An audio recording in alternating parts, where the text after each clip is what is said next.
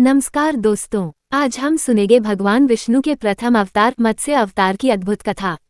प्राचीन समय में सत्यव्रत नाम के एक धर्मात्मा राजा थे। एक दिन वे नदी में जल अर्पित कर रहे थे, तभी उनकी हथेलियों में एक छोटी सी मछली आ गई। मछली ने कहा, राजन, मुझे बड़ी मछलियां खा जाएंगी, कृपया मेरी रक्षा करें। राजा को दया आ गई।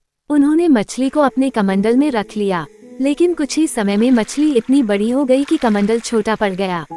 राजा ने उसे घड़े में रखा, फिर तालाब में, फिर नदी में, पर मछली लगातार बढ़ती गई। अंत में समुद्र भी उसके लिए छोटा लगने लगा। राजा समझ गए कि यह कोई साधारण मछली नहीं है। तभी मछली ने अपना दिव्य रूप दिखाया। वे स्वयं भगवान विष्णु थे। भगवान ने कहा, राजन, शीघ्र ही प्रलय आने वाली है। तुम एक विशाल नाव बनाओ, उसमें सप्तऋषियों, औषधियों और सभी जीवों के बीजों को सुरक्षित रखो। कुछ समय बाद भयंकर वर्षा शुरू हुई। चारों ओर जल ही जल फैल गया। राजा और सप्तऋषि नाव में बैठ गए।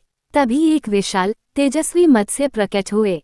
नाव को उनके सींग से बांध दिया गया और वे प्रलय के समुद्र में नाव को सुरक्षित ले जाने लगे।